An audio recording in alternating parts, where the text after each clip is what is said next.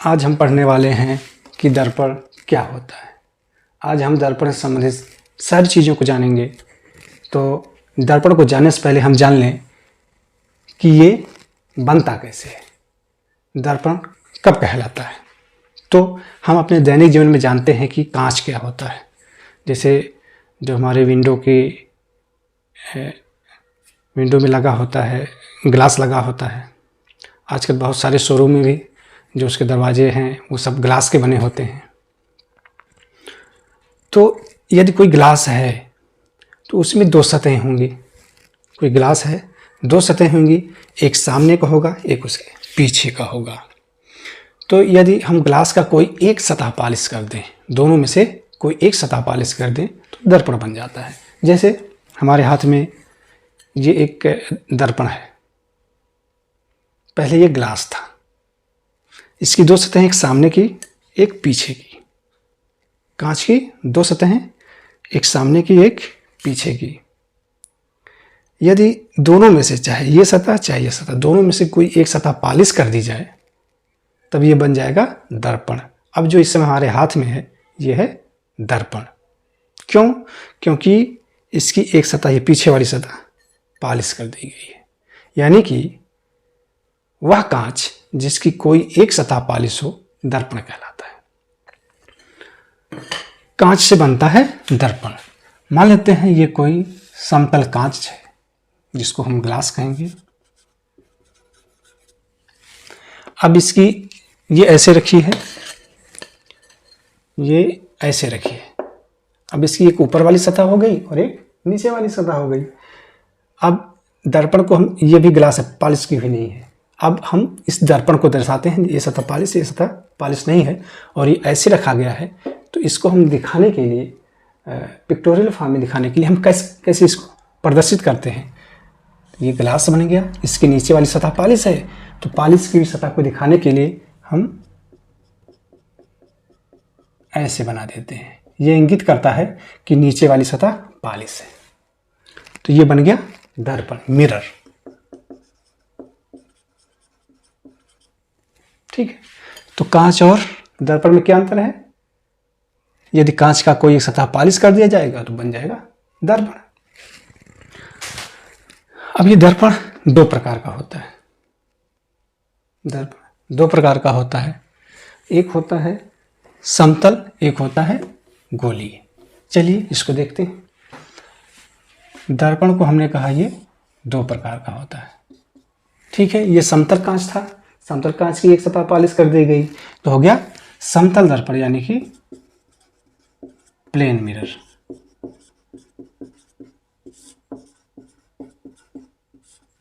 तो ये हम प्रकार देख रहे हैं।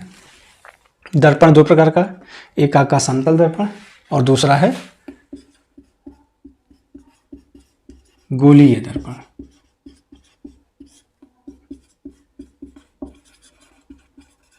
Spherical mirror. अभी गोलीय दर्पण क्या है? जैसे भी हमने आपको दिखाया, समतल कांच था, उसकी एक सतह हमने पॉलिश कर दी, समतल दर्पण बन गया। ऐसे यदि कांच गोलीय हो, कटोरी नुमा हो, ठीक है, जैसे खोखला कांच का गोला हो, उसके बीच से काट दें, एक कटोरी नुमा आकृति बनेगी। तो यदि जो हमारा कांच है वो कटोरी नुमा हो तो कैसा दर्पण, उसकी कोई एक सतह पॉलिश कर दी जाए तो वो बनेगा गोलीय दर्पण। इसको दिखाते कैसे हैं। ये देखिए गोलीय कांच है, कटोरी नुमा है। ठीक है, इसकी भी दो सतहें होंगी। जैसे ये हमने ऐसे हाथ बनाया तो एक भीतर की सतह है ये वाली, एक बाहर की सतह है। तो एक अंदर की सतह है, एक बाहरी सतह है। ठीक है। अब बाहर की सतह को हम, जो कि उभरी हुई सतह है, और एक भीतर की, जिसको हम कहेंगे धसी हुई सतह।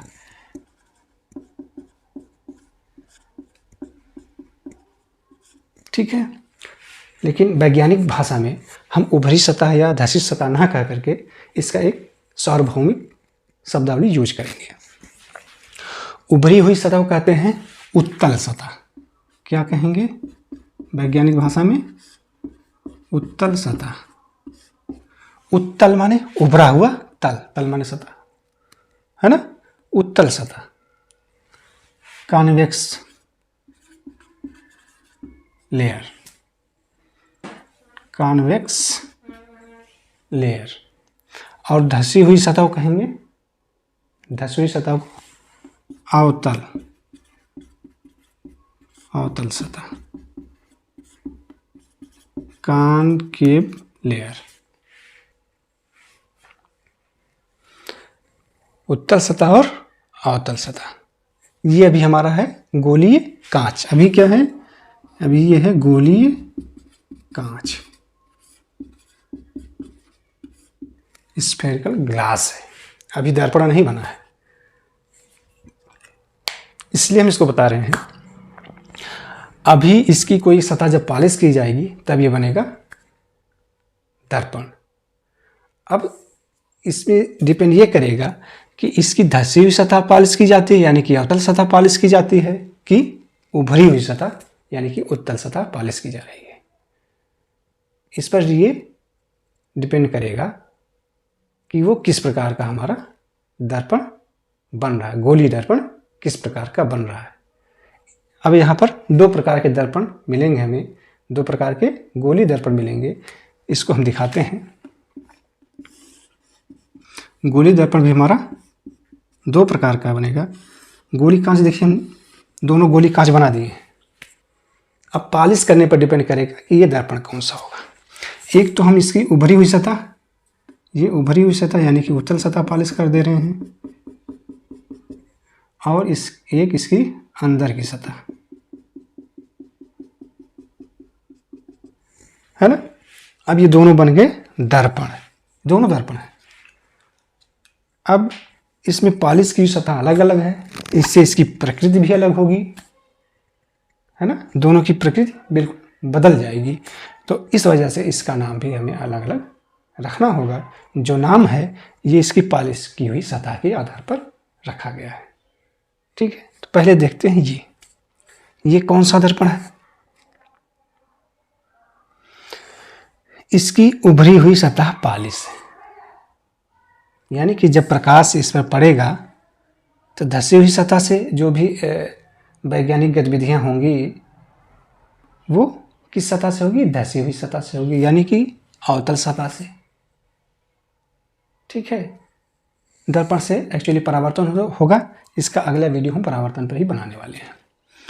परावर्तन की घटना होगी, यानी कि इस दर्पण से, जो ये आपका गोलीय दर्पण बना है, इससे परावर्तन की घटना किस सतह से होगी, अवतल सतह से होगी, ये धसी हुई सतह से, ठीक है। इसलिए इसका नाम है अवतल दर्पण, अवतल दर्पण, यानी कि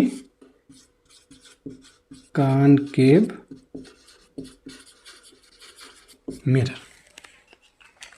इसको हम दूसरे तरीके से भी परिभाषित कर सकते हैं। कैसे, ऐसा गोलीय दर्पण जिसकी उत्तल सतह पॉलिश हो अवतल दर्पण कहलाता है।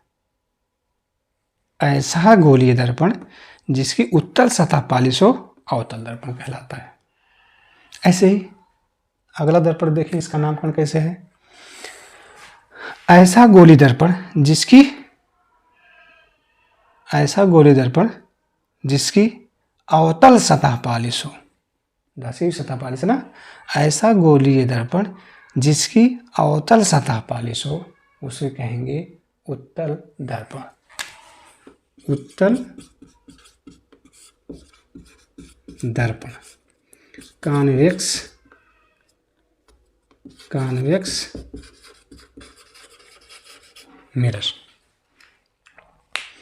कैसे इसको और हम व्यक्त कर सकते हैं, ऐसा गोलीय दर्पण जिससे प्रकाश का परावर्तन उत्तल सतह से हो, प्रकाश का परावर्तन उत्तल सतह से हो उसे उत्तल दर्पण कहते हैं। परिभाषा दो तरीके से दी जाती है इसकी, एक तो पॉलिश की हुई सतह के आधार पर, दूसरी परावर्तन की घटना के आधार पर। एक बार हम परावर्तन की घटना के आधार पर इसको क्लियर परिभाषित करें, फिर एक बार पॉलिश की सतह के आधार पर, जो आपको अच्छा लगे, इजी लगे, उसके आधार पर आप इसको याद रखें। चलिए पहले हम परावर्तन के आधार पर इसको परिभाषित करते हैं दोनों दर्पणों को। इसको देखें, जो सतह पॉलिश नहीं है उसी सतह से परावर्तन होगा। जैसे ये हमारे पास है, ये सतह पॉलिश है, इस पर रोशनी डालेंगे कोई परावर्तन नहीं होगा। ये सतह पॉलिश नहीं है, इस पर रोशनी डालेंगे तो ये प्रकाश को परावर्तित करेगा। तो परावर्तन किस सतह से होगा? जो सतह पॉलिश नहीं है। तो इसमें देखें,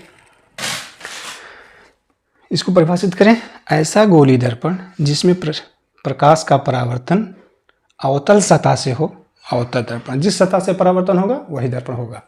ऐसा गोलीय दर्पण जिसमें प्रकाश का परावर्तन अवतल सतह से हो, अवतल दर्पण कहलाता है। इसको देखें, ऐसा गोलीय दर्पण जिसमें प्रकाश का परावर्तन उत्तल सतह से हो, उत्तल दर्पण कहलाता है। ठीक, अब सेकंड तरीके से देखें, इसको पॉलिश की सतह के आधार पर परिभाषा इसका देखें। ऐसा गोलीय दर्पण जिसका उत्तल सतह पॉलिश हो, अवतल दर्पण कहलाता है। इसका अपोजिट होगा, ऐसा गोलीय दर्पण जिसका उत्तल सतह पॉलिश हो, अवतल दर्पण कहलाता है। अवतल सतह पॉलिश हो, उत्तल दर्पण कहलाता है। तो आज का ये वीडियो दर्पण और उसके प्रकार पर आधारित था। उम्मीद है आप अब दर्पण को अच्छी तरह से जान पाए होंगे और समझ पाए होंगे। ठीक है।